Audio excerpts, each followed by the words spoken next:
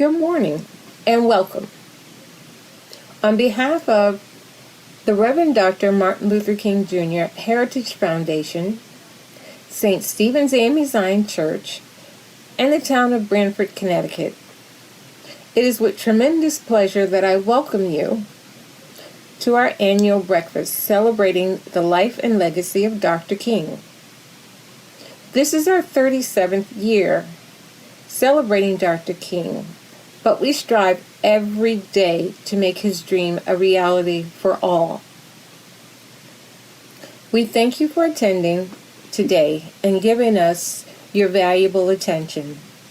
I can't express our gratitude enough.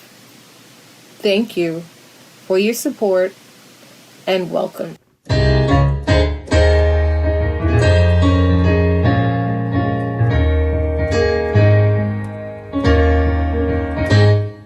Lift every voice and sing till earth and heaven rings.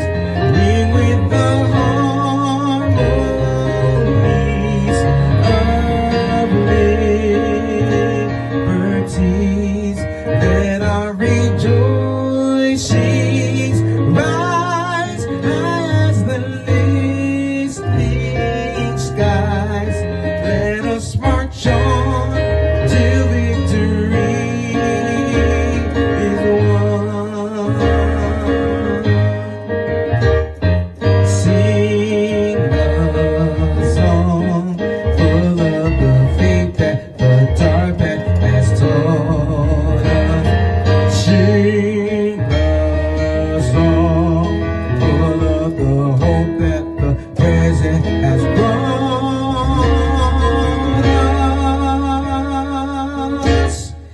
Facing the rising sun of our new day begun. Let us march on till victory is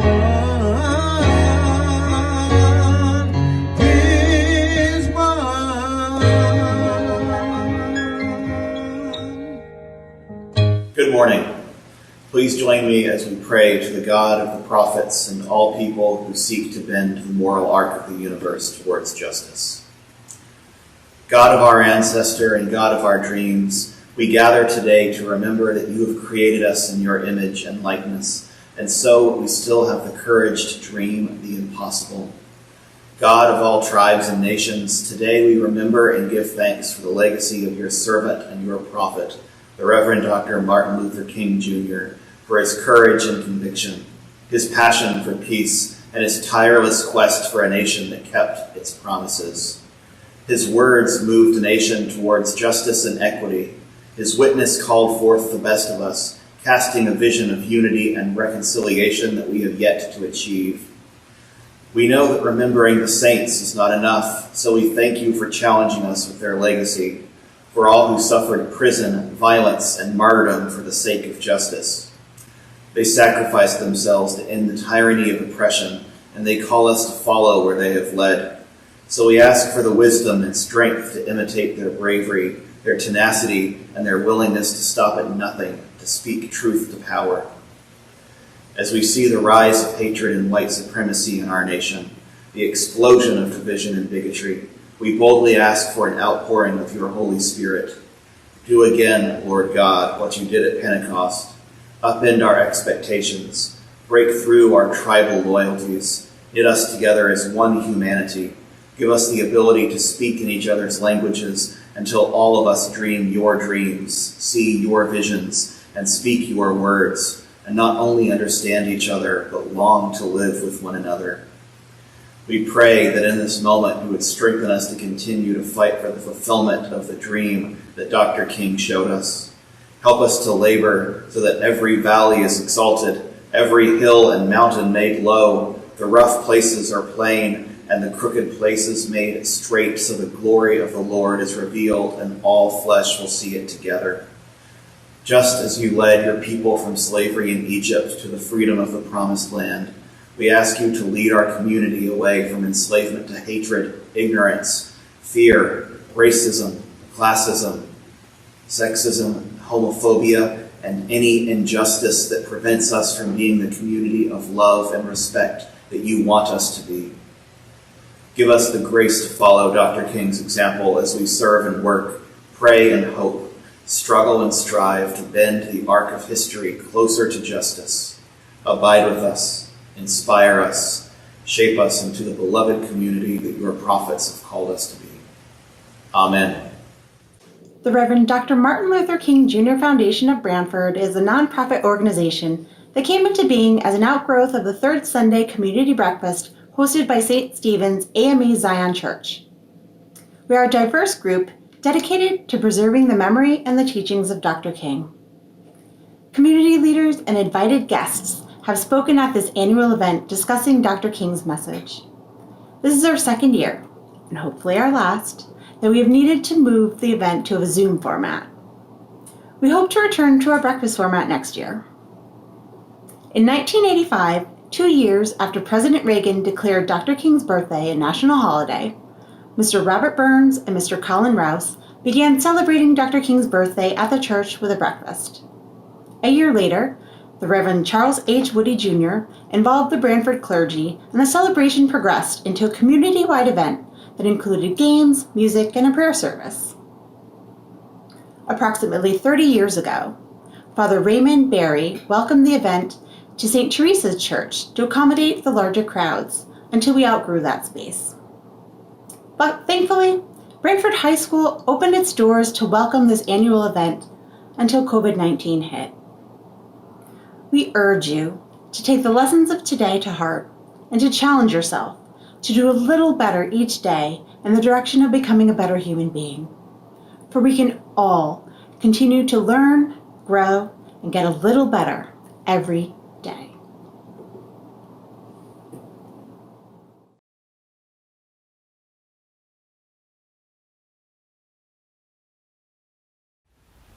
In our journey, in our time on this earth, we will encounter hurt and pain. As people of color, we've been rejected, redlined, attacked, and abused. This has led to broken hearts, broken families, broken promises, and broken dreams. What does it mean to forgive?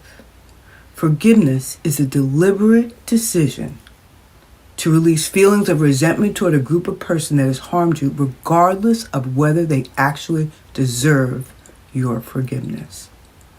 In the Bible, Matthew 6:14 and 15 says, "You must forgive not 7 times, but 70 times 7. Why? Because the forgiveness is actually for you. When we forgive, we are given the freedom to move forward and push past the hurt and the pain. We must let go of the shackles of anger and run to joy and love. For forgiveness is the part of the basis of real love. Love of others, and most of all, love of self. The decision to forgive inspires hope for a better world. The Reverend Dr. Martin Luther King said, "Forgiveness is not an occasional act, but it is a permanent attitude. Forgive in the way you want to be forgiven."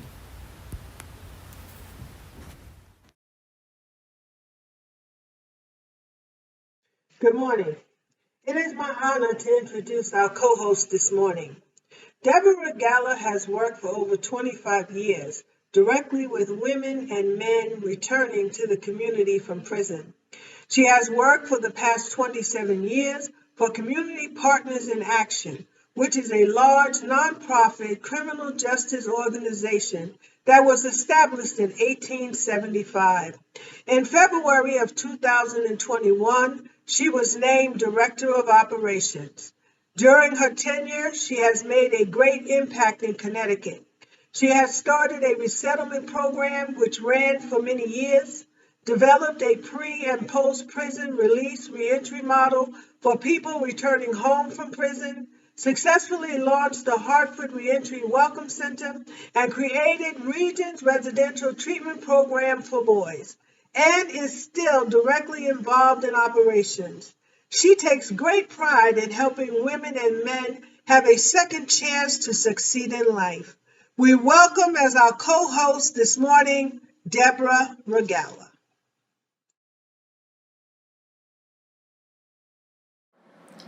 Today it is my pleasure to introduce an American journalist and anchor, a well-known Connecticut community member, and someone who has become an institution in this state.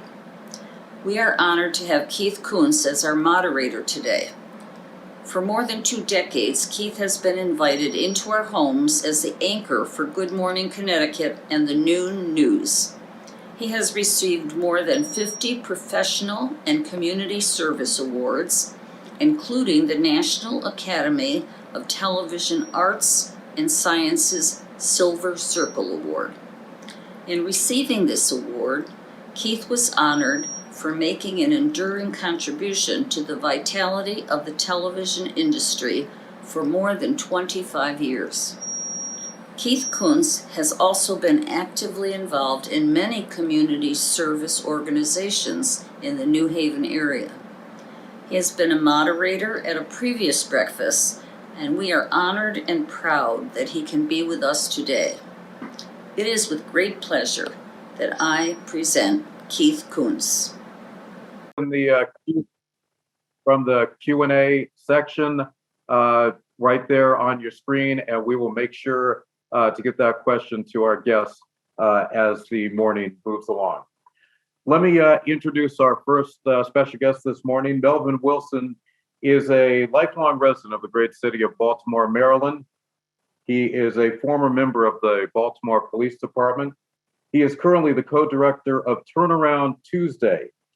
He also worked for Goodwill Industries of Chesapeake for 12 years in a number of different positions there that included employee engagement coordinator and the assistant to the president. Melvin has served as the chief operating officer of Zion Baptist Church, where he now serves as the deacon board of the Zion Church. And please now listen to this great presentation we're going to hear now from Melvin Wilson from Turnaround Tuesday. Mr. Wilson, great to have you here and speaking to all the great people here in Connecticut. Welcome. Thank you, Mr. Kuntz, and good morning, everyone, and happy Dr. Martin Luther King Day. It is my pleasure to be here. I want to thank the Heritage Foundation for inviting me. Before I talk about Turnaround Tuesday, I think it's important that I briefly talk about my life and how my life formulated how we started Turnaround Tuesday. As Mr. Kuntz said, I grew up in Baltimore. I come from a large family of 9. There were 6 boys in the house and 1 girl. My dad was a Baltimore City police officer and my mother was a nurse. So we were economically comfortable. It was 7 kids in private school until my father decided that he wanted to open his own business. And today that business would be a gym. And he quit his job. And my mom said, if you're quitting, I'm quitting mine. So they both quit their jobs to run this business. And we as a family really suffered economically. We transitioned out of private school into public school, had lunch tickets and food stamps. At some point, we even lost our vehicle. But we were always a close-knit family. I ended up graduating from high school and enrolled in Morgan State University as a freshman. And I wanted to be a lawyer. And there was a young man who was in my 3rd grade class from Catholic school who showed up on the campus of Morgan and asked me to go with him to take the test to be a police cadet. That wasn't on my radar, but I was between classes and I decided to go with him. So we went and took the test. I passed the test. He failed the test and he killed himself. So I began to process through the police department and got hired at 18 years old as a police cadet. I worked in the HR department there until it was time to go into the academy. Shortly after graduating from the academy, I married. My wife and I had 3 children. And then 10 years into our marriage, I separated. I lived in the district where I worked free as a police officer. I was a sergeant, got promoted to sergeant, was working the midnight shift and came home one morning after working my 8 hours on the shift and my answering machine was blinking. This is prior to cell phones. And there was a message on from my wife to meet her at Northwest Hospital in Baltimore. I called the hospital. They said they didn't have anybody there by her name. I said, I have 3 children. And they said, well, we don't typically serve kids here, but do you have a 3-year-old girl? I said, I do. They said, if this is the same people, they're on the way to St. Joseph's Hospital to the sexual assault unit. My 3-year-old daughter was sexually assaulted, surgery, stitches, the whole 9 yards. And here her dad was a big time sergeant in the police department. So I started losing my mind, started doing some crazy behaviors, ultimately quit my job, and I found myself on the other side of the law. I spent 18 months in the Maryland State Penitentiary, but it was there where I really started to understand people better. I had conversations pretty much on a daily basis with other inmates, and I understood that, not that I condone crime, I understood why people did crimes. A lot of times they were victims of their circumstances, and on many occasions, they never had opportunities that were presented to other people. So when I came home, I had figured I would never have any problems getting a job, and I struggled to find a job. I finally landed a job working at Goodwill, making $7.21 an hour. And this was in the mid-90s. And my last paycheck when I was a sergeant in the police department was probably making $65,000. So it was a huge decrease in income. My 4th check, they hit me for child support, left me with $42 every 2 weeks. So I had to come up with a plan. In 1 year, I received 5 promotions at Goodwill and ended up being the assistant to the president. I worked that job for 12 years, and an opportunity came for me to go work for my church in East Baltimore, Zion Baptist Church, as the chief operating officer. I struggled with that decision because I was the face of Goodwill, and in my position, I had the opportunity to be helpful to a lot of people, but also had the opportunity to go work for my church. So I chose that job, and in 4 years into that position, we started this program called Turnaround Tuesday. I was in a meeting with the pastor of the church in his office, which was in a house next door to the church, and we were on the 2nd floor and looked outside of the window, and there were about 30 people literally just hanging out on the corner at 10 o'clock in the morning. And I'm going to say a Tuesday, but I'm not sure what day of the week it was. And where most people would be at work, these folks were working, but they were working the underground economy. So we went out on the street with clipboards and started asking folks, what would it take to get you off the street? And to a person, they said a livable wage job. So we brought all those folks into the basement of Zion Baptist Church in East Baltimore, and there were about 50 people. And there was a young man who stood up. He was 18 years old. He said that his brother had just gotten murdered, and his cousin, who was his best friend, just got a life sentence for murder. And he didn't know whether he wanted to be a gangbanger or go straight. He was the first person that we helped get a job. I can report to you 7 years later, he's still alive, not in prison, and still working. So we began to build this thing called Turnaround Tuesday. We didn't have a lot of experience. I guess I was the most experienced because of my work at Goodwill. And we started our first meeting, which was on a Tuesday, hence the word Turnaround Tuesday. So that group of 50 shrank quickly to about 8 people. We didn't have any jobs in our pocket, didn't know no relationships. So we started to really begin to build relationships. I had the pleasure of going to a meeting with the president of Johns Hopkins Hospital at the time, Ron Peterson, who was now the president emeritus, who actually is now the co-chair of the board of directors of Turnaround Tuesday. And in that meeting, I was able to tell Mr. Peterson about the work that we were doing with Turnaround Tuesday. He had his HR director there, and shortly after I finished describing our program, he reached over to her and came back to me and asked me how many people did we have ready to go to work. I serve as a deacon at Zion Baptist Church, and I told him a lie. I told him we had 30 people ready to go to work, and we had 12 people in Turnaround Tuesday. He gave us 30 positions. But what Mr. Peterson did that was more important, he introduced us to Ron Daniels, who's the president of Johns Hopkins University. And the two of them formulated a breakfast of all the presidents and CEOs of all the hospitals and universities of Baltimore. And we were able to take 12 Turnaround Tuesday people to this breakfast. If you know anything about the landscape of Baltimore, they were in the room with the most powerful people in the city. They were able to tell them how important a job not only meant to them, but meant to their families as well. So as I fast forward to today, because of those strong relationships, we have now helped 1,300 people get livable wage jobs. About 65% of the people that we serve are ex-offenders. The other 35% are people that are either unemployed or underemployed. What we really hang our hat on is that we have a 2-year retention rate of over 82%. We look at our anchor institutions like Johns Hopkins, and we look at, let's just say, an entry-level position of housekeeping. The hospital would tell you their retention rate in those positions is about 30%. Our same folks, if we put them in that hospital, we're over 80%. So we stay with people 2 years, make sure they're supported, and if anything they need, we make sure they have it. And that, if they leave a job, they're leaving because they've been promoted. I want to close with a story of a young lady who came to us. She doesn't mind me telling her story. She actually was featured on PBS Newswatch. Her name is Collie. Collie came to us after serving 9 years on a 15-year sentence for manslaughter. She was in a relationship with this guy. He became very aggressive. She pulled out a knife and asked him to back up. Instead, he lunged forward. She punctured his lung and he died. She went to prison. She did her time. She came home. To her own credit, she got a job working at a truck stop. If you know anything about a truck stop, it's not a great place for a woman to work. Her daughter recommended her to come to Turnaround Tuesday, and she came to us literally when we had first gotten started in December of 2014.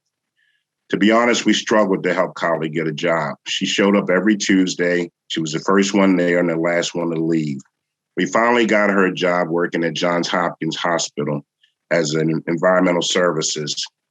She did that job for about 4 months, and as fate would have it, Ron Peterson, who I said was the president of the hospital, came on her floor to visit a patient, and she recognized him because of the relationship with Turnaround Tuesday. She went up and introduced herself and said, "Mr. Peterson, I'm from Turnaround Tuesday." Gave her a big smile, asked her how things were going. She said, "Not too well." I'm sorry, let me back up. An opportunity came for her to take a test to get promoted to be a unit administrator on the floor, which is like a secretary.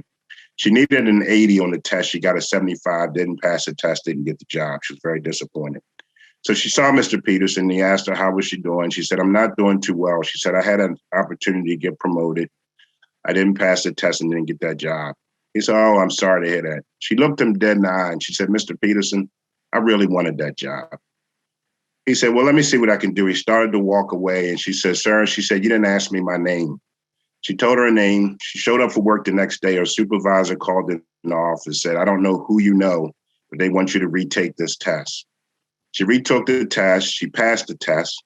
She got that job. 4 months later, she got a house in the Oliver community, which is in the footprint of Hopkins. She has now been promoted 3 times since then. She went from making about $12 an hour to making about $25 an hour. And like Mr. Peterson, Collie serves on the board of directors of Turnaround Tuesday. She has been personally responsible for bringing about 50 people to Turnaround Tuesday every week. We see about 120 people every week. In Baltimore, the environment is very tough, particularly for ex-offenders. You come home, you're labeled for the rest of your life. We've had individuals fill out 17, 18 applications, and at the end of the day, no job. At Turnaround Tuesday, we don't give certificates, we give jobs. We build very strong relationships at the anchor institutions like Johns Hopkins, University of Maryland, and MedStar hospitals. If anyone typically goes on the website to apply for a job at Hopkins or Maryland, I can pretty much guarantee you will never get a call. If you come to Turnaround Tuesday and you apply, not only will you get a call, you'll get an interview, and there's a very high probability that you'll get a job, even with a record. In my history there, in the 6 years or 6.5 years that we've been in existence, I only know of one person who was turned down because of his record, and that was only because he was actually going back to prison anyway. So we built very strong relationships in these institutions where they actually call us now and say, "We need 20 people," or "We need this," or "We need that." And again, because of those relationships, we've been successful. We now have 3 locations. We went from a staff of 1. I was the only staff person when we first started. Now we have a staff of 12 people. We went from a budget of about $65,000 to now we have a budget of $1.3 million. So again, we're making a difference in Baltimore. I'm so excited to be on this call with my good friend, Chris Wilson, who actually came to Turnaround Tuesday and presented and did a book club. And we actually purchased 50 of his books for our Turnaround Tuesday participants. And it's people like Chris that really help people understand the plight that people go through in Baltimore. And I just thank you for this opportunity to present today and looking forward to any questions. Thank you.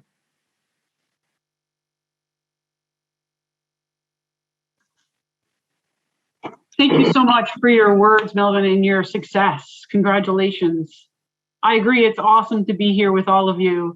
I have the honor of presenting you Chris Wilson this morning. Chris splits his time between Baltimore, Maryland, and New York City, and works as a visual artist, an author, a film producer, and a social justice advocate. Through his work, he investigates societal injustice, which there are a lot, human relationships, and public policy.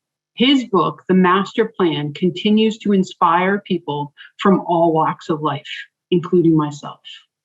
His artwork is collected and displayed internationally, and his production company, Cuttlefish, has produced several successful films, including The Box, a film on the torturous practice of solitary confinement, which was recently featured in the Tribeca Film Festival. He is also the founder of the Chris Wilson Foundation, which supports social entrepreneurs and prison education, including reentry, financial literacy for returning citizens, as well as art-related programs. Chris, it's really an honor to have you here this morning, and we look forward to hearing your words. Thank you so much. Good morning, everyone, and happy Martin Luther King Day. It's really an honor to be here to speak to everyone. It's a pleasure also to speak alongside my good friend Melvin, and I'm a huge fan of Turnaround Tuesday. It's really important work. What I want to talk about today is share a little bit of my story and talk about what gets me out of bed in the morning. And I work a lot, I do a lot of things, but I just have this sense of purpose every morning that I get up, is that I have to keep working and make the world a little better. And so today I want to speak about how I got to this point in my life. And how I got to this point is my relationship with my grandfather who raised me. And I have to take you all back about 25 years, maybe more, when I was with my grandfather who had cancer. And we were waiting in the hospital for the doctors to give us a prognosis for his cancer. And the doctors came in and they told my grandfather that if you allow us to amputate your legs, maybe you'll live. But if you hold on to your legs, you'll probably die in a few months. And my grandfather didn't say anything. And I started begging him to get this amputation because my dad wasn't in my life. And my grandfather had took on the role as being a father figure. But my grandfather decided that he would hold on to his legs. And so we went home and I sat by my grandfather's bedside while cancer slowly ate him alive. And I remember all the stories that my grandfather would tell me about. I mean, he would tell me, he's from Mississippi. He would tell me about the civil rights movement and, stories about Dr. King. He would tell me what it felt like to serve our country in the military and then come home and not feel appreciated. He would tell me about Black pride and just the power of education. And, we would watch the sunrise and we would watch it set.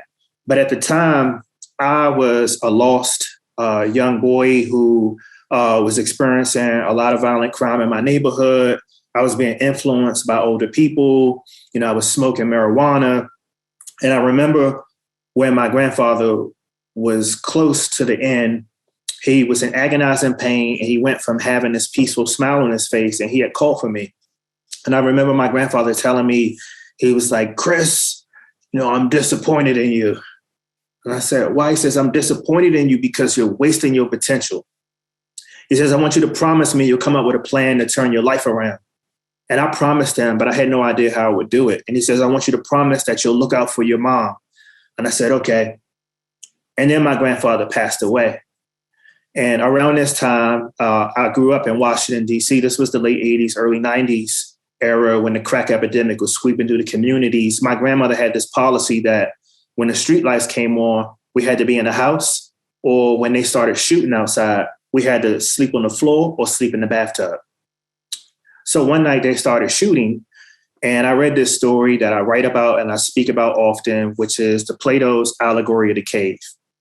And in this story, there are prisoners, mostly men, that are kneeling, shackled, and handcuffed, and they're facing the wall. Behind them, there's a fire that keeps them warm, but this fire casts light and shadows on the wall in front of them. And so the prisoners make a daily game of trying to identify lifelike characters within these shadows. They would point and say, this is a tree and this is a bird. Food would be brought to them. This was their reality. And they were okay with this. And I remember reading there was one prisoner who felt that there had to be more to his life than sitting and eating this disgusting food and laughing at shadows. So his plan was that he would starve himself and hopefully lose some weight and slip out of these chains. So 2 weeks go by, and one night this prisoner manages to slip out of his chains. And as he struggles to stand up, because he had never stood up before, he walks past the fire towards the exit. And once he gets close, the fire hits his eyes and he turns away in pain because he had never seen the sun before. So he's debating, maybe this isn't the right path for me. Maybe I should go back to the change. I should go back to my friends. And he says, maybe I can withstand this pain and maybe I'll discover a better life if I make it out of here. So the prisoner braces the pain and makes it out the cave. While outside, he's instantly blinded by magnificent light. He sees vibrant colors for the first time in his life. He sees green grass and green on the trees, and the trees are bobbing back and forth. He hears water rushing from a nearby stream. The air is fresh. And as his eyes adjust further, he stares out into the mountain ranges and he sees birds and the clouds and he sees the sun. And it's so beautiful to him that he starts to cry. And he's standing there and he's thinking, how could all of this exist? And while he's pondering this existential moment, his friends wake up down in the cave and he hears them laughing, and he starts to laugh at first and then he stops. And he says, I can't believe my friends think that's real down there when it's this beautiful world out here. And he says, oh, well, I made it out. And while he's standing there, a guard spots him. And the guard looks at the prisoner and he says, what are you doing outside of the cave? And the prisoner starts to beg him, just don't put me back down there. Let me stay out here. It's so beautiful. Just give me a shot. And the guard becomes angry and he says, you have to go back down there in the cave because that's where you people belong, down there in the cave, not out here with us. And so this prisoner is chained and returned to the cave. Once back inside the cave, his friends mock him and tease him for trying to be different, for trying to buck the system. And another prisoner announced, this is our cave and we got to stick together. All we got is us. Then the story ends. You see, this story reminded me of the community that I was growing up in at the time in Washington, D.C. In the early 90s, I remember one year we had a homicide rate of almost 500. There were shootings every single day in my neighborhood. I would ask my grandmother, when people would get shot, we would call the ambulance and they wouldn't show up. And I would say, Grandma, who are we at war with? What's going on? And my grandmother said, boy, just mind your business, say your prayers and go to school. Nobody gonna bother you. And my mother at the time was dating a police officer, a DC police officer. And he was a real smooth police officer like Denzel and Training Day, but he wasn't a good police officer. And he was verbally and physically abusive towards us. So one day he comes home and he pulls out his service weapon and he smacks me with it and knocks me unconscious. And when I wake up, he's sexually assaulting my mother. And he takes his fist and he bashes my mom's skull in. My mother survived, but that incident changed our lives forever. We were never the same after this. And because he was a police officer, he did lose his job, but he pled down to a lesser offense, made parole a year later, and started stalking our family. Now, back then in the state of Maryland, there was no law against stalking, so there was nothing we really could do. And my siblings, including myself, we started carrying weapons. And not long after this, after many phone calls of being threatened, my brother and cousin were gunned down in front of the house. They shot my cousin 17 times. Even after he had passed away, they riddled his body with bullets. They shot my brother 7 times, but my brother survived. And I remember how I felt when my mom told me, Chris, I'm sorry, but your cousin Eric has passed away. And I remember crying for hours because Eric was like my brother. And I remember just being angry.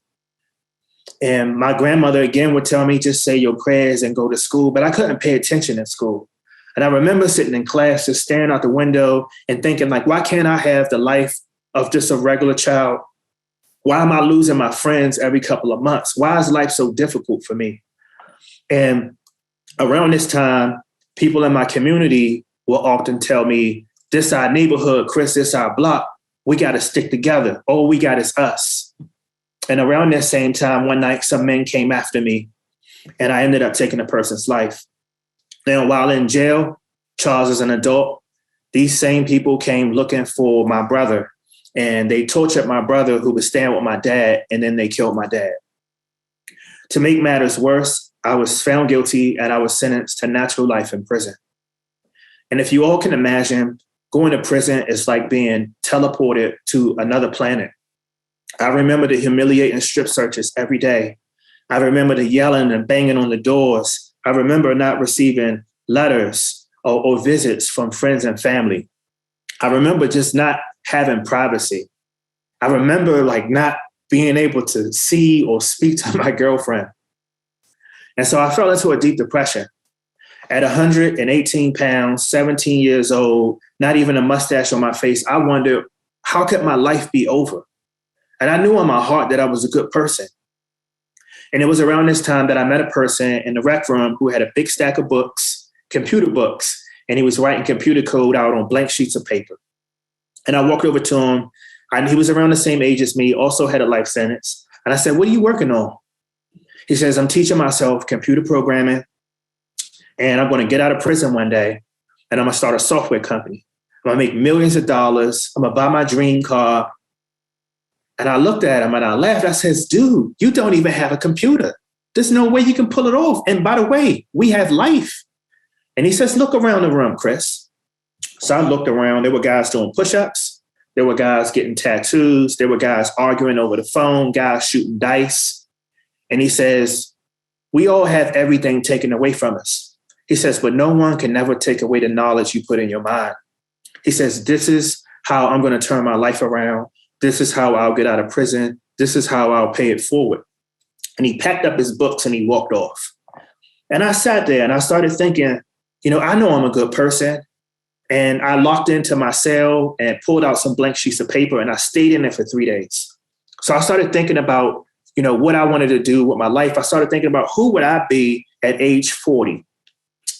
And I called it my master plan. So I wrote that I wanted to get a high school diploma. I wanted to earn a college degree. I wanted to learn to speak Spanish. I wanted to travel the world. I hadn't been anywhere. I wanted to write a book that inspired people. I wanted to start a business that helped people. I wanted to buy my dream car, which was a black Corvette convertible. But most importantly, I wanted to be free again. I wanted to be free to return to impoverished communities like the ones I grew up in and lead people out of that figurative cave. I started thinking about all the times my uncles and my school counselors would walk by and see us just on the steps and say, you little young guys, you need to get a job, or you can start your own business one day. You can do whatever you want. And then they would leave.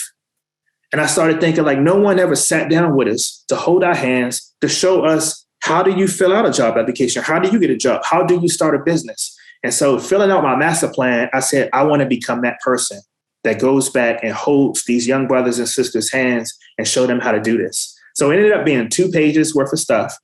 I sent a copy to my judge. I sent a copy to my grandmother because I wanted people to hold me accountable. Everyone listens to grandmothers. And then I put a copy on my cell wall in my cell. Every day after this, all I did was exercise, go to therapy, and go to school. But the prison officials would tell me constantly, inmate Wilson, your place is in here, not out there in the real world. Well, while I was in prison, I read hundreds of books. I got my high school diploma. I earned a college degree. I took every vocational shop they had in prison. I started a language club. I taught myself to read and write and speak in Spanish and went on to study Italian and went on to study Mandarin. I started a career center and I put on about 30 pounds of muscles. But 10 years that went by and I couldn't get out of prison. Because in the state of Maryland, if you get a life sentence, you usually grow old and you die there. And it was around this time when I was mentoring this young guy from El Salvador and we were walking outside and I remember him turning to me and he says, Chris, you helped all these people in here, man. I had this attitude problem and you got me to, go to therapy and I'm in college now and my mom's proud of me, man. And said, but I just don't understand why you don't get a second chance. I mean, look at these guys. We see some guys, they get out, they come back, they get out, they come back. And why they getting shots? Why you can't get your shot? And I didn't have an answer for him. I said, I don't know, but I'm going to keep doing the work. And he says, Chris, I don't want to get too religious with you, man. He says, but I never hear you talk about God. He says, maybe that's what's missing from your life. And then he walked away. And so when he walked away, I thought about it. I says, I believe in God. I just don't understand God. I don't understand how God allowed my mom to be raped when she was the nicest person in this world. I didn't understand how God allowed so many of those stray bullets to take my friends away. I didn't understand how God allowed people to treat me differently just because of the color of my skin. So I sat in my cell and I pulled out my master plan and I started reading to God. I says, God, I mean, I heard a lot of stories. I read stuff about you making bushes talk and you parting seas and giving people signs. I really need a sign, God, to know that all this hard work will hopefully pay off one day. And I said, there's so many temptations in here, God. I was telling God, I said, even on my birthday, people would knock on my door who had smuggled in alcohol. And it's like, get your cup. Come on, Chris. And I would be like, I can't, because I got this plan. And my own friends would tell me, Chris, you have life. You're never going home. Live a little bit. So I'm sharing all this with God, and I'm holding up plastic sports. And I was like, no one's looking, God. If you've been to sport, I know you up there. I'll take it as a sign. And so God didn't bend the sport. And I said, well, just say Chris, say my name. If you say it, I'll keep it a secret. I won't tell anyone. So God didn't say anything. And I said, well, maybe you busy, because this was the early 2000s. It was the war on terror. The economy was bad. I said, you're dealing with complex problems, I guess, but just listen to me. If you give me a sign, I will return into the toughest neighborhoods, even if it costs me my life. This is what I'll do. This is my purpose. 2 weeks later, my lawyer comes to see me, but my lawyer always comes to see me. And he says, Chris, what are you working on? I said, I got a subscription to the Wall Street Journal. I'm up to 800 characters and manner. And he says, Chris, you have a court date. I says, what? And this was the 6th time, been denied 5 times. He says, I don't know what happened, but the courts, they changed their mind. 2 months later, I'm standing in the courts. The state's attorney tears into me. Your Honor, Mr. Wilson's sentence is appropriate. Life means life. He should spend the rest of his life in prison. So I turn to her and I speak to her and I said, I understand it's your job to say that, but I want you to look at the letters that are on the judge's desk that I sent to her. Every year I wrote to the courts. I talked about my progress in therapy. I talked about my accomplishments at school. I talked about what I would do the following year. Every year, I've always exceeded my goals. And I pointed to those stacks of papers and I said, that's 10 years of consistency. And then I turned to speak to the judge. And I spoke to her and explained to her what it felt like as a mama's boy, loved my mom to death. Anywhere my mother went, to the grocery store, to the mailbox, I was always with my mother. What it felt like to watch my mom be violated in front of me by someone who was supposed to protect us. I spoke to the judge about what it felt like to lose my friends, 2 of my friends who died in their arms, who called for their moms, and going to school and people in my neighborhood telling me, just get over it, just tough it out. I spoke to her about remorse. These men who came after me, I had to accept the fact that I took a person's life. And I talked about how even though I was in prison, I tested at the top of my class in college. And this was probably silly, but I said, Your Honor, even if you don't let me out, I'll go back to prison. I'll continue to mentor. I'll grow old because that's who I am.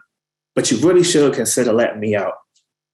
And so the judge just got quiet. She just stared at me for a while. And there was a lot of people in the courtroom, none of my family, but they were looking at me and they were looking at the judge like, what are you going to do? And I'm just sweating. My heart's beating through my shirt. And she leans in, she says, you've committed a crime, but I do feel like you've been rehabilitated. So I'm going to give you a second chance to live your life. But here's the deal, Mr. Wilson. You can't get out and just get a job and fly under the radar and start a family. You sent me this list of all these things you wanted to accomplish. You got to do everything on the master plan. It's law now. And you better not disappoint me. So I ended up spending 16 and a half years in prison. I found myself moving to Baltimore to go back to school. And I remember approaching the University of Baltimore and asking them to give me a chance to demonstrate myself as a student. And it was around this time that my mom found out that I was home and she called me on my $10 phone from Radio Shack. And she says, oh my God, I can't believe that you're out. Like, I thought you had life. Did you break out? What happened? I don't understand. And I said, Mom, I came up with this plan. I turned my life around. I'm in college And, I'm going to start a business one day. She says, you sound different. Chris, I says, I'm 32 now, Mom. And then my mom started acting strange. She says, I really want you to remember that I love you. I want you to finish your plan and apply yourself. And I said, okay, I can do that, Mom. She says, Chris, remember that I love you. I said, oh, right, Mom, you're on speakerphone. You're embarrassing me. But when my mother hung the phone up, my mom wrote a letter and she committed suicide. So she never got a chance to see the person that I become today. So if my mother was on this call today, as we celebrate Dr. King, I would tell my mom that I've been out of prison now for 10 years. I am the owner of several multi-million-dollar companies that provided job opportunities for people who needed help the most. I would tell my mom specifically, I've helped just under 300 people in Baltimore City get jobs, and less than 10 of those jobs was minimum wage. I would tell my mom how I went from having a life sentence to spending over 100 days in solitary confinement and feeling invisible, to moving to Baltimore and winning every award in the state of Maryland, including the presidential award from Obama. I would tell my mom how I'm just a few more classes away from earning another college degree, and I've been offered a full ride at Harvard Business School. I would tell my mom about how I used to get in trouble for crossing the streets to go to the library to spin that globe and point to foreign places. Well, just in the past 3 years, I have visited 25 countries. I would tell my mom how she used to bring me these Matchbox cars or Corvettes while I worked really hard and I went out and I brought that black Corvette convertible. It's outside. I would tell my mom about my friend Steven, who had life, who wanted to start a software company. It took him 20 years. Steven's home. He started his software company. He brought his dream car. It's not as cool as mine. Or maybe I would just tell my mom I loved her one more time. You see, people, I now understand why my grandfather was disappointed in me. And it's because he saw my potential, even when I didn't see it in myself at the time. And he wanted me to make a difference in the world. And that's what I'm doing today by putting in the work and sharing my story through my book. Thank you.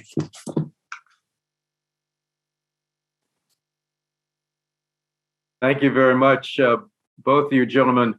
I want to direct the first question to both of you. Either one or both can answer.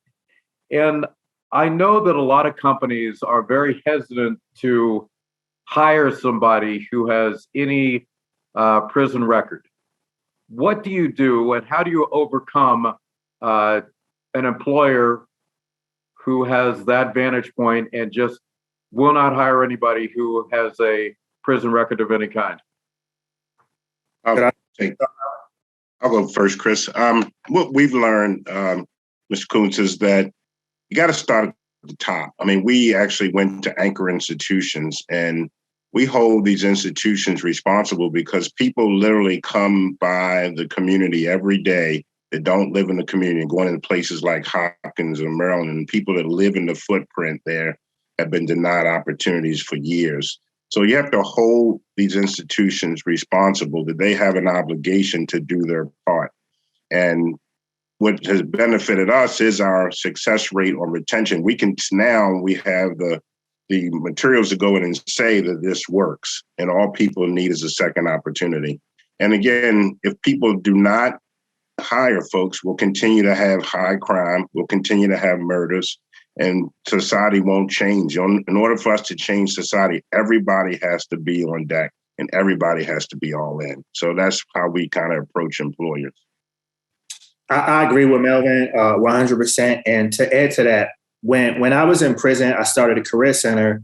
And now as an employer who would sit in on interviews, when we know or suspect someone maybe has a criminal background, I personally don't ask, but employers are going to want to know what happened and what's different. And so when I was in prison, I would sit with folks, incarcerated people, and say, all right, let's try to get you comfortable with talking about what happened, loosely, but also what's different. Yeah, they might pull up your file and say, you've been sent to prison for this. Talk about everything that you've done since then. Talk about the years of therapy. Talk about all of the transferable skills that you've developed over a period of working different jobs, even if in prison.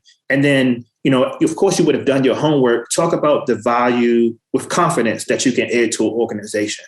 And so I think that's some of the things that has been effective. We're helping people build up the confidence to believe that they deserve the job and that they add value to it, and not coming to them saying, I'll do anything, I'm desperate or whatever. No, you have skills and you add value to the organization. And so I think that combination of speaking with employers and making sure that our people have access to training and the right level of confidence to get the job, I think gives people better chances. Keith, should I go next? Go ahead. All right. So thank you for that. I think when we look at what keeps people from going back to prison, employment is a huge factor in reducing that recidivism rate. So thank you both for that. Forgiveness is not an occasional act. It is a permanent attitude. So the next question is really about the King's words here, right? You both gave us all examples of some really tragic things that happened in your life where you had to forgive or had to make a decision to forgive. You actually didn't have to forgive. And I think everybody in the audience today has been faced with that choice, whether to forgive or not. So wondering if you both could tell us a little bit about how you got there, how you got to that place of actual forgiveness, because it's not an easy place to get to. I guess I could start on this one.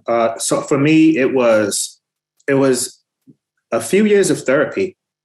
And I remember when I was in prison and I had to take a victims impact group where victims from the outside would come in and we would sit down and have therapy together. And I just remember over the years developing empathy and compassion. And I started looking at people just as I would look at my sister or my own mom. And I just started to change over time with therapy and as I matured. And I had to forgive myself for what I've done and forgive the people who've done stuff to me. But I just channeled that energy into something positive instead of just having all this anger bottled up inside of me. So that's what had to work for me. For me, it's being grounded in my faith. The person who sexually assaulted my daughter was a relative. He was 14, she was 3. And I'm just going to be honest, I live that nightmare every day, 30 years later. My daughter's now 30. She actually is a linguist. She works at the NSA and her language is Afghani. And her and I it's been a roller coaster, even, 27 years later. But know that, all of us are one incident away from our lives changing forever. And that one incident changed my life. I really believe if that incident didn't happen to me, I would have been the police commissioner in Baltimore because the day I left, I was number 1 on the list to be promoted to lieutenant. And I was on a rise to the top and my life just changed forever. And it's just a different path. So, I just always believe that, we have to forgive. Doesn't mean we forget. We forgive and, the chips will fall as they fall. And, people have to answer to whoever their higher power is. And all we can do is just continue to just show love. We have a great question to both of you from an audience member who wants to know, how has Dr. King influenced both of your lives? Simply. That's a good question. I am an avid Dr. King follower. I look forward to this day every year.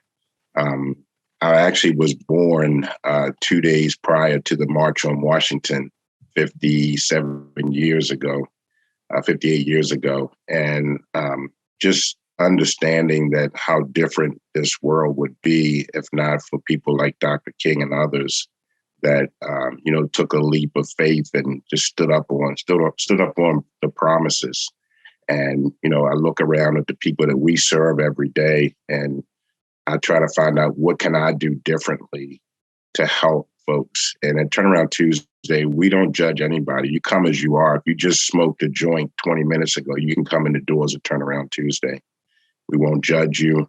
will begin to work with you. You certainly may not be ready to go to work, but again, we just don't turn our blind eye on anyone. So just having that, the knowledge of, what Dr. King stood for has always been in my mindset as I continue to do my work every day. For me, I think about when I was in college and I was working towards a sociology degree, and we had to do a deep dive into the civil rights movement. And I remember reading about Dr. King and just being so inspired.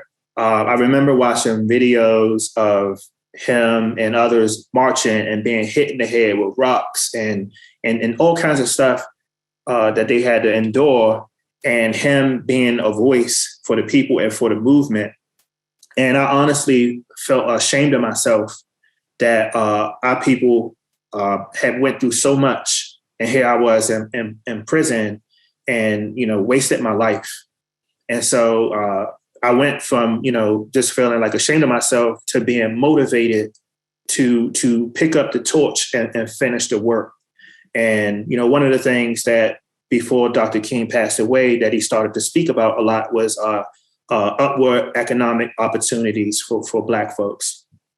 And I started to think about that. And that's something that always stuck with me. And I continue to this day to go back and try to be a voice for people. And I remember all those images that I saw of sit-ins and the protests and people pouring food on people's head and being hit with rocks.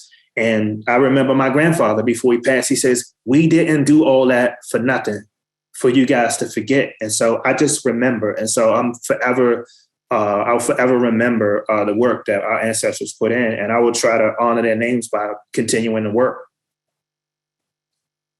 Deborah? Thank you. First, we have just a thank yous from the audience for sharing your story of triumph and overcoming adversity. The next question is a really great question. What would you say to people out there that haven't experienced the adversity that you have? And how can they help? How can they be part of the solution? I would say, if I may start, just that there are people I know. I mean, some people I know who they live in a bubble. They have a nice, they grew up great, and it just it doesn't apply to them. It doesn't affect them. It's not an interest. I would disagree with that approach. I know people in Baltimore who have lived like that and now are just educating themselves of what's going on, the injustices of society, how unfair. You spoke earlier about redlining and all these policies that were put in place to oppress. Like, these things are real. These things happen and they still exist. So I would encourage people like that to, I don't want to say wake up a little bit and do your homework, but also do something about it. Use your privilege. Do something about it. Vote. Do research on state's attorneys and judges, people who have incredible, a discretionary power to send a person, for example, into a drug treatment program versus putting them in prison for 10 years. So stuff like that. And as taxpaying citizens, they pay for it. We pay for it anyway. So why not get a better return on taxpayer dollars? We constantly are contacted by people who really kind of feel guilty about their upbringing and because of their privilege. And, our space is open for people. And we always tell people, come in and find out where you fit in. You may be a volunteer, maybe going to come and help someone a resume, to coach some persons, or if you own a business, do you have job opportunities? Again, certainly we could always use financial support to continue to support the work. But there's a space for everybody. And then, again, in Baltimore, there's so many different silos. There are the haves and the have-nots. And, until we come together and, bring all of our resources to bear, and we'll continue to see the status quo. But, people want to make this a better community. And a lot of people have found that space where they can come in and be involved and be productive. I have to ask you, if the political climate that we're in right now, is it making it harder for people who are trying to re-enter society from prison right now, with there being so much political division in the country right now? actually think that we're at a good place right now. We follow a lot of things that are going on in DC. Looking at the infrastructure bill, again, there should be a lot of job opportunities coming out of the infrastructure in construction and just building roads and things like that. And we actually have had conversations with our local congresspersons from Baltimore on what has been cut out of this bill for reentry. For people coming out of prison, what job opportunities will be made available. So, I think this is a really good time. And just even during the COVID period, we never shut down. We certainly went virtual, but in the COVID year where we had a goal in 2020 of 200 job placements, we placed 225 people. So, the opportunities are there. I think this is a great time to really benefit from all the things that are going on in our country. I agree with that. Okay. So I think one of the things, Chris, you talk a lot about is your master plan, right? Yes. I work for an agency that runs a couple halfway houses and then some juvenile programs that are residential programs.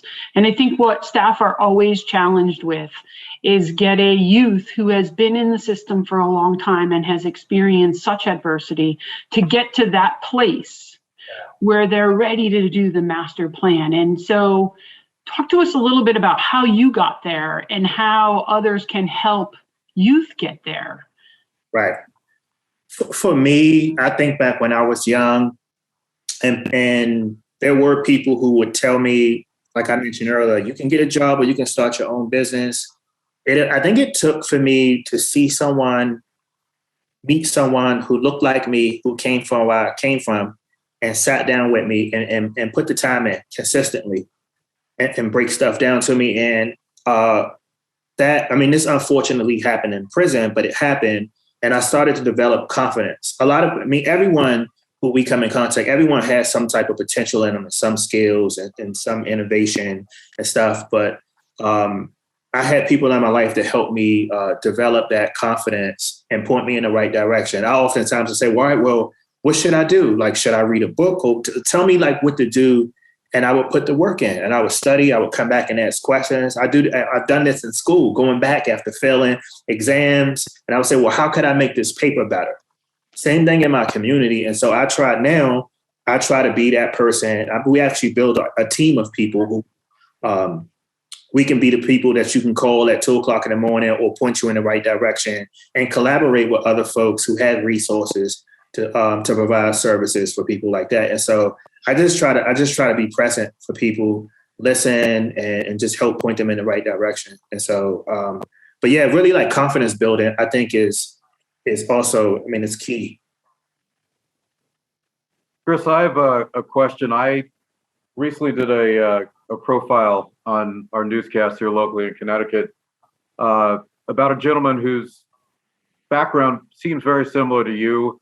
He was involved in a crime as a young person, spent some time in prison while he was there. He was really influenced by one person in particular who saw a great deal of potential in him. He was able to get out of incarceration, go to college, on the Yale Law School, is doing some amazing things right now. And it seemed like it was that one person who was there who really gave him the spark that he needed to get the confidence to move forward. Do you find the more people you talk to that quite often it really just takes that one person to give somebody the motivation they need in that circumstance? Absolutely. And I'm glad you brought that up because really that's all it really takes. And when I talk about the power of just that, I think about neighbors who you see like this young kid across the street and you see him, maybe you know what his name is and you wave to him and you go off to work. And I imagine a world where we know or we see young people, we invest a little more time into them. It could be a Sunday where you sit down with this young person. That's all it really takes. It's nothing special about me. I made it this far because a handful of people, less than 10, saw my potential and they stayed consistent and they gave me like the advice. The same situation with this person. This person, I'm willing to bet it was just on this person. It's like, this is what you need to do. You know, like what are your passions in life? We all can do that. There's Chris's and Christine's and all of our communities. It just takes us to put a little bit more time and effort into their lives. That's my opinion, but yeah. Okay. Melvin, I have a question from a member of our audience who is wondering if there are similar programs like Turnaround Tuesday in Connecticut that you know of, or in any other states in the country, and what can we do to get more of them up and running? So Turnaround Tuesday originally belonged to a larger organization called the Industrial Areas Foundation, which was out of Chicago. There are satellite offices all over the country. And we had actually, I've been to Durham, North Carolina. They were trying to start one with Duke University and Duke Hospital. I'm not sure if they ever got it off the ground. We have actually just expanded to a new site in Annapolis, Maryland, which is kind of like, I don't want to use the word franchise, but they are a associate organization. They're going to be actually called Turnaround Thursday. But I don't believe there's anything in Connecticut.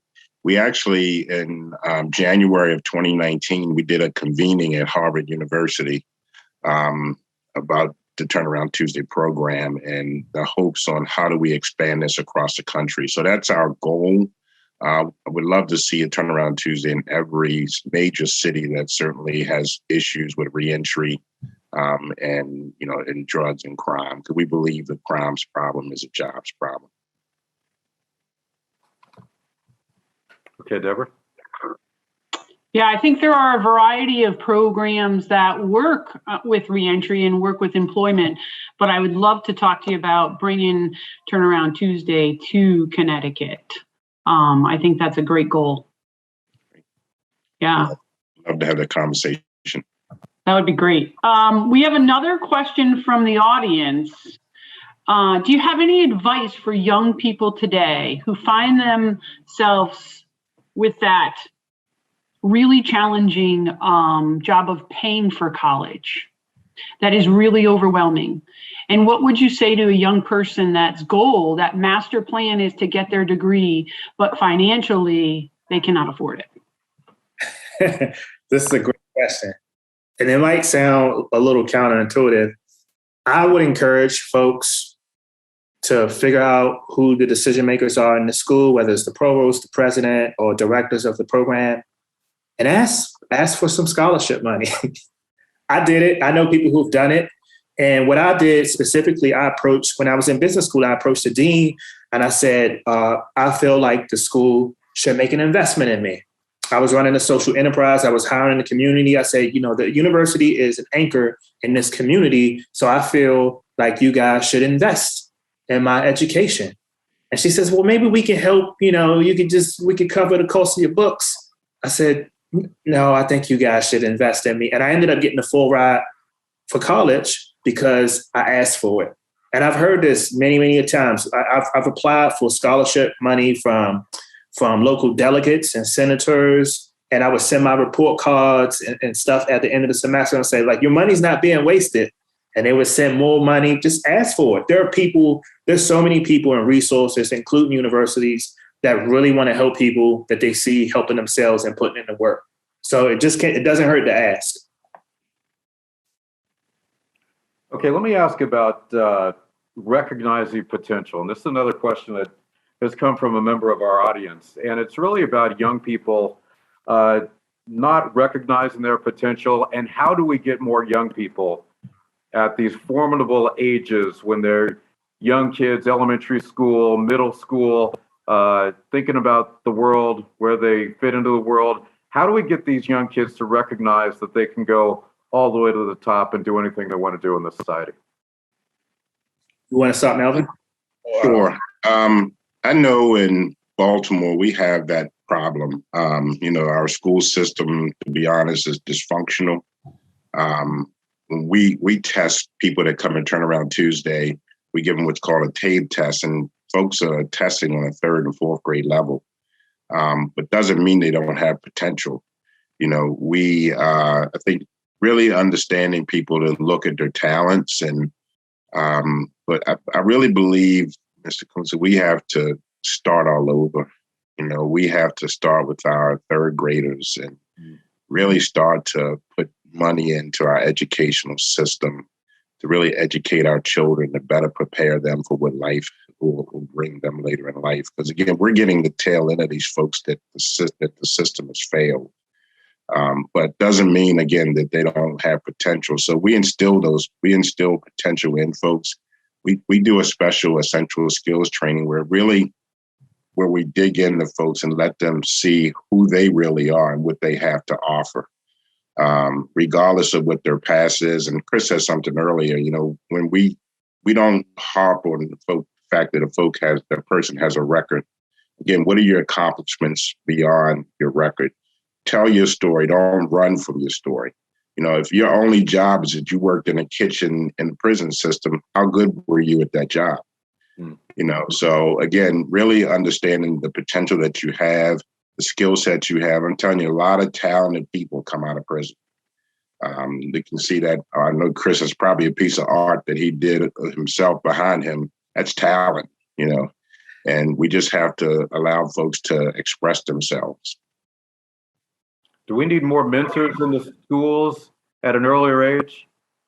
I think we not only need that, we need to really invest in unfortunately, and I can only speak for Baltimore, we have to invest in the whole family.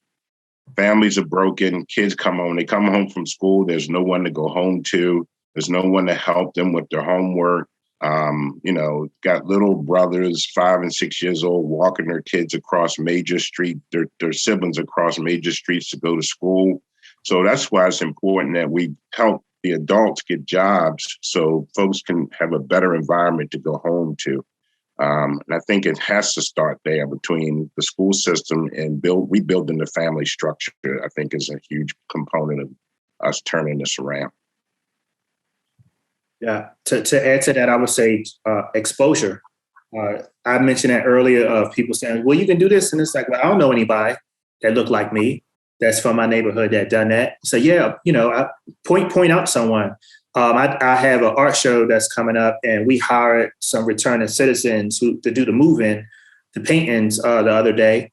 And they were coming in, they were looking at all these big paintings and all the young people were like, they were like 19 and 20 or 17. They said, oh, I can draw. I love to paint. And this is, how much do these paintings sell for? And I said, oh, this sells for $30,000 each. And it was just like, oh my, what? And I said, why can't you do it? You said you already like it and you're good at it. And he was like, I'm gonna get some more supplies today. And I'm like, yeah, do it. I think we just need to be exposed and we have it in us. We just need to believe that it's possible. We need to develop the confidence and be connected with people that are supportive to us. I mean, we got so much negative noise, especially for young people. We got like the rap music telling you to do this, and we got like our culture that's kind of destroying our young people.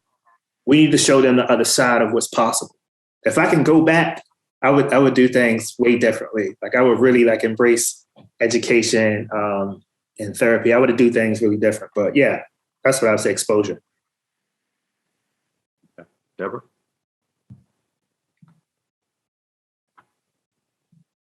Deborah, I think you got to unmute. And I knew that was going to eventually happen. I thought I was going to do it first, though. I saved you, Keith. I didn't want you to be the first. So, hear a lot about mental health crisis among young people in Connecticut. And unfortunately, for many communities, there is an uptick in youth crime. What do you think is missing? And what do you think we need to work on to help with those issues of mental health and or substance abuse and crime? Because they interface. There's lack of resources. Again, I go back to getting kids help early. A lot of our kids are suffering trauma at a young age. So they're seeing relatives being murdered and shootings. A shooting in a neighborhood in Baltimore is more common than hearing the bus come down the street. So really helping kids understand at an early age and helping them deal with these traumatic experiences, because the older they get, these become the reality. And folks are just stuck in this mental health crisis. So again, we have to really start to inundate our school systems with mental health therapists. And then again, at Turnaround Tuesday, we have supportive relationships for mental health. We actually have a mental health clinician on staff that really helps folks to deal with their things that they're going through. So again, intervention is huge. We have to put the resources in there. We have to, again, hold our government accountable, all of our elected officials. So that's a huge issue. Yeah, that piece of trauma. Chris, you talk about that trauma, not only for yourself, but your friend Steve in the book, who was beaten so badly. And when he came to, that traumatic brain injury or that trauma that he experienced. And I think so often the community has experienced so much trauma, but has no way of actually dealing with it and even understands the impact of it. Yeah. So what changed for you? I have to credit therapy. And it was difficult for me to embrace it. It took a long time, but therapy really helped me deal with my trauma. I still sometimes have bad dreams, but I have learned how to cope and take care of myself and understand the world a little better. And I think that's what's really missing, especially for our young people. I remember when people would get shot and killed on the playground, and we would see dead people as young people, and I would be just like messed up. But there was no counselors. There was no one that's like, well, how do you feel about what you saw? It's just they would expect us to get over it. And young people don't get over stuff. Their brains aren't developed enough to process what they're experiencing and what they see. And these things come back to haunt them all throughout their life if they're not addressed. And so this isn't like new. Like people, folks know about this, but I hope that we can take it more serious to address the issues in the community. I have a question from one of our audience members to both of you. And it's, how did both of you stay motivated during the hardest times that you went through? And I'm sure that's something that all of us in the audience this morning are thinking, because I think most of us in a similar circumstance might not have been able to have continued. And both of you had the ability to do so. So I think it's natural for all of us to wonder how you did it. I think I'll start this one. It's a combination of things. So it's a combination of what my mom instilled in me when I was young. I remember I can feel her finger poking on my chest of like, educate yourself and you have potential and you are smart and you're bright. So I remember that was instilled into me. And then also my grandfather, those conversations I had before my grandfather passed of feeling like I need to carry on the legacy that my grandfather and my grandmother and other folks, like they went through all of that stuff, and I can't mess it up. I got to make it better. I got to carry the torch. And then finally, there are a lot of people. I remember being in prison and them telling me, you will be lucky if you get a job at a gas station. I remember having, racist caseworkers who was just like, I'm going to put you in solitary confinement, or I'm going to do this to you. I like proving people wrong by being successful. So that's part of it too. I want to show you that you were wrong and that my life is redeemable and that I'm worthy to be a citizen. Chris, you said something that really touched me. And do you think the fact that a lot of our young people don't know enough about our history, what our ancestors went through, what their parents, grandparents, forebears went through, is a big factor? And if they were more aware of that, they might be more motivated, and it would be much more important for them to do the right thing in their lives. Yes, 100%. It's very important, I think. So what motivates me is, again, being a father, being strong for my daughter and for my other children. And then also, helping understand why people do what they do. When I look at this young man who violated my daughter, why?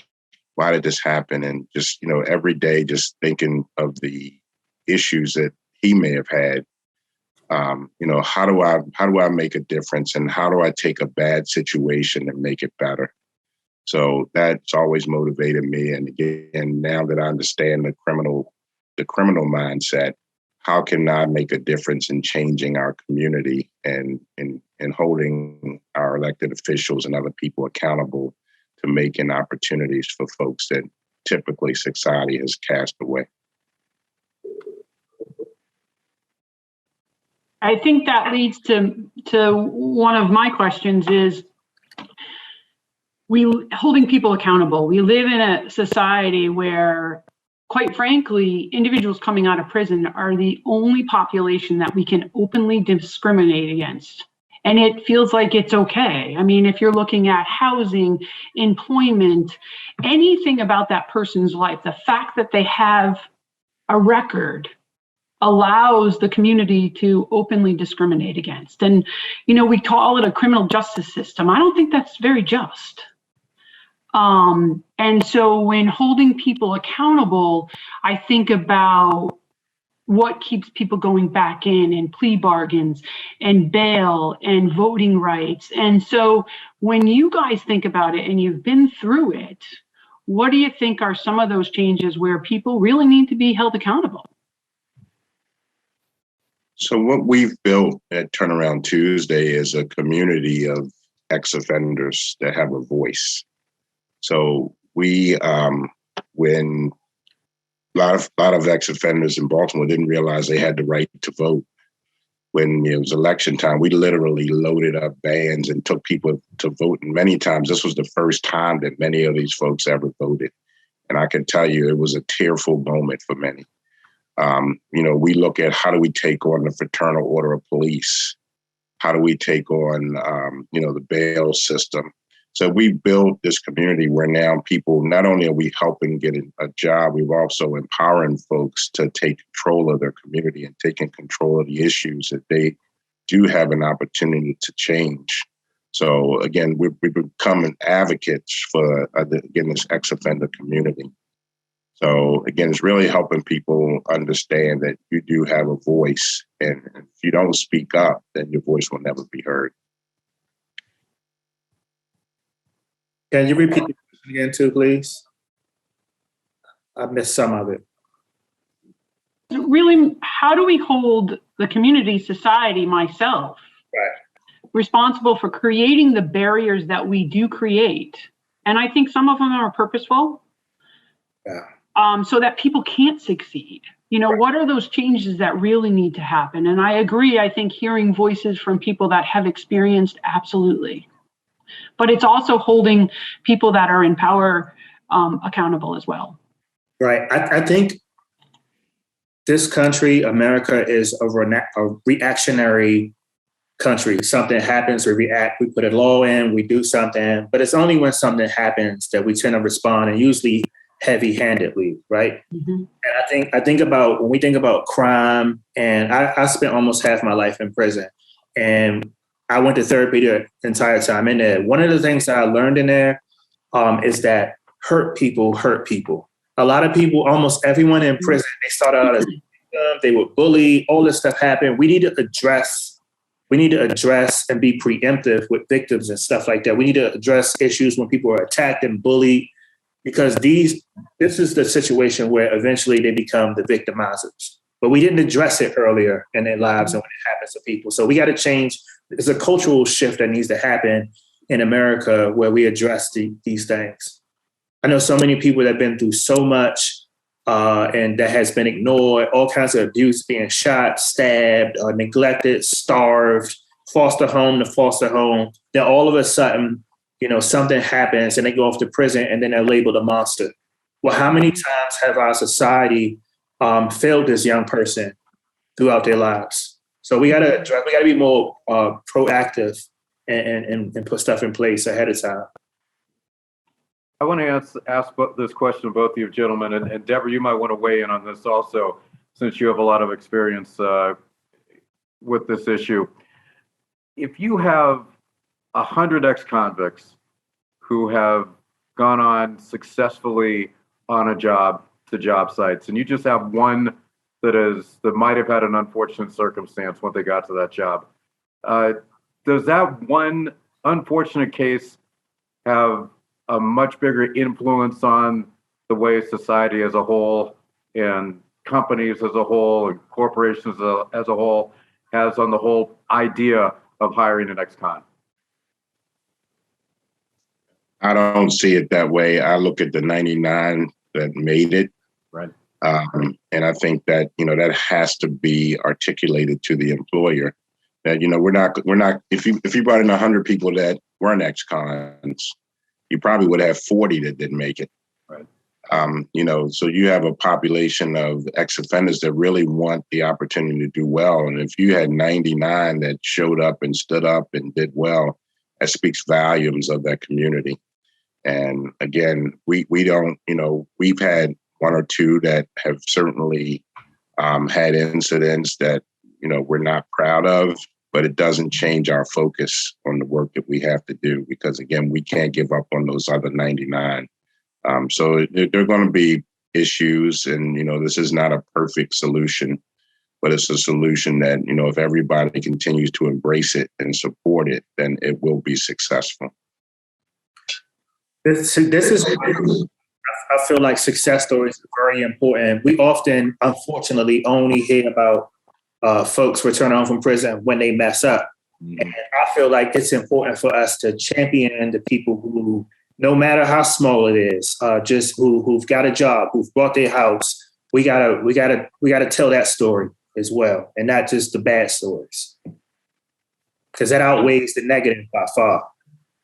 I agree. And I think that language in this hopefully changing world is really important. And so stopping labeling people as ex-cons or ex-prisoners, that we look at them as human beings first, that they are a person first, secondary to whatever their crime was.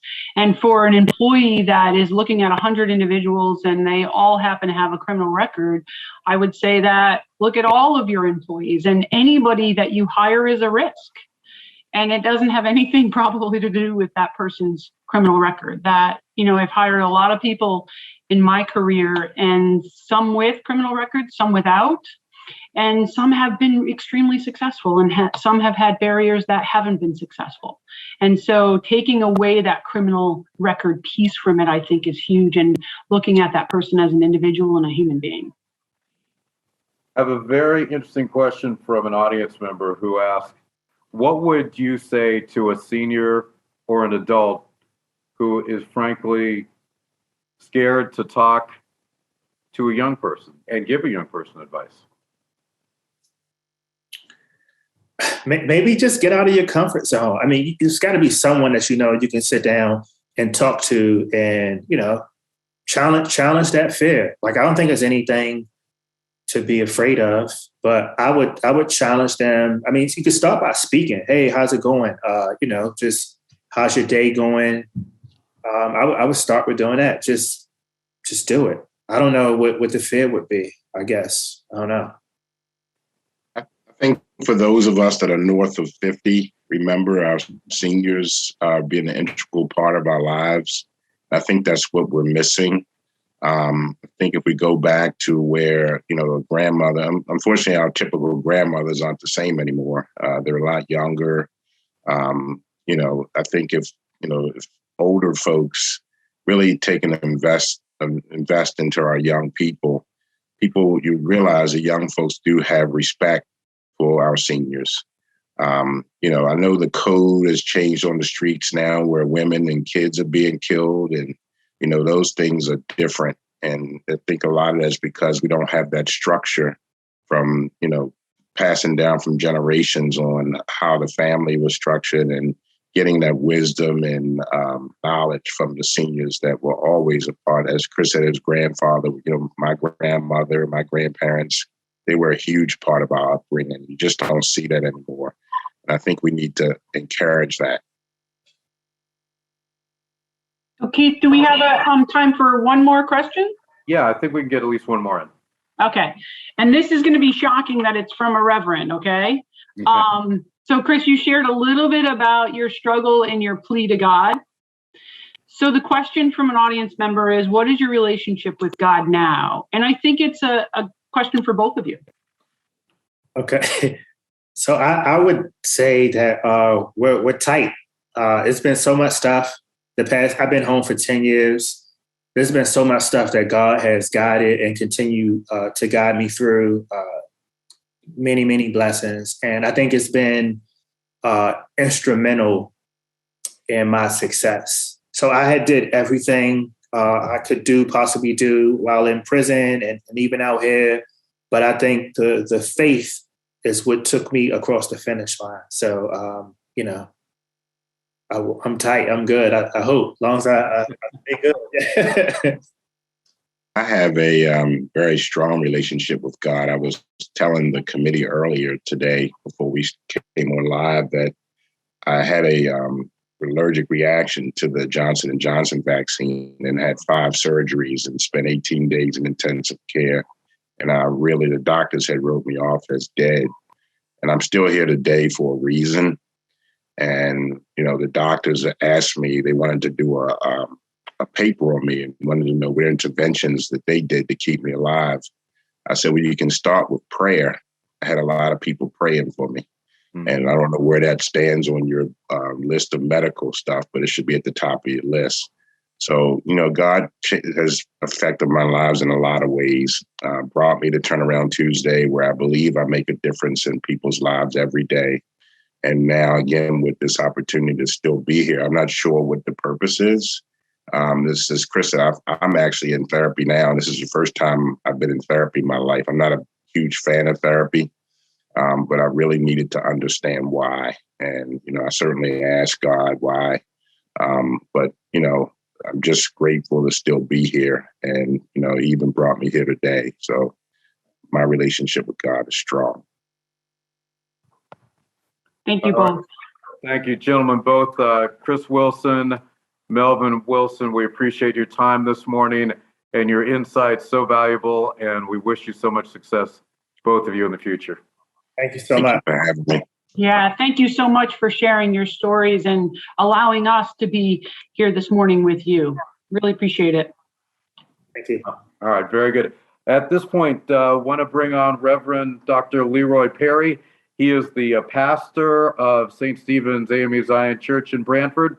He earned his BA from Livingston College, his divinity from Yale Divinity School, and a doctoral degree from the New York Theological Seminary in New York City. He is currently an ambassador for Yale Center for Clinical Investigation, where doctors, scientists, community members, and clergy leaders all work together to build a better and healthier tomorrow. He also serves as an advocate within the African American community, in particular, the larger community as well. He feels a partnership with Yale is a valuable learning exchange and a necessary adhesive needed to bridge effective community relationships for the advancement of clinical research. During the first wave of COVID-19, Reverend Perry and other community leaders joined forces to educate the residents of Brantford and surrounding communities about the impact of the pandemic. He's hosted numerous vaccination clinics for seniors and also teenagers at St. Stephen's AME Zion Church, and has held Zoom sessions with experts to allow people to ask questions in a secure and also very respectful way. Reverend Dr. Perry believes that education is the pathway to achieving your goals and dreams, and that you should never stop learning. That's something that I think all of us agree with. He has been married to the love of his life, Mary Perry, for more than 35 years, and they have one daughter, Megan A. Perry. It's now my pleasure to bring to you the Reverend Dr. Leroy Perry. Good morning, sir. Good morning. And thank you, Keith. You look younger and younger every year. I get better and better hair dye every year. Well, I definitely want to thank you and Deborah for doing such a marvelous job at moderating. It's really difficult to get these questions and then to bring it before our audience. I think that's the exchange that we're looking for. This has been an incredible breakfast. Without breakfast, truly incredible. I wanted to say that I was glad to hear from both of our speakers, who I thought brought us a tremendous word, a message. I was glad to hear that for them, God was at the top of their list. For Dr. Martin Luther King, I know we talk about him and we talk about his advocacy, but God was at the top of his list. And he having studied at Boston for his PhD, the Old Testament prophets, along with Gandhi and others, were definitely an influence in his life. Today's breakfast, it seems to me, highlighted what Michelle Alexander talked about in her book, The New Jim Crow. And in the Black community, we have had this feeling that young Black men have been targeted, that they have been incarcerated. And then they come back to find that they are not coming back as citizens, but they're coming back as aliens into their own community. And so to hear the master plan and the turnaround plan was just awesome today. I believe Dr. King also had a master plan, but it wasn't his plan. It was God's plan. And I see in both of these programs that our presenters had today, God was central in it. And we do appreciate learning from them and hearing them today. My job is also to thank Darlene Littlejohn and Jacqueline Davis for their work as technical assistants, and to thank Mindy and Margot, and of course, the hard work that all of you do, the Martin Luther King Foundation, and all of our presenters on the program. And I was told to follow up that by saying that we will now hear from the Branford High School Choir. Amen.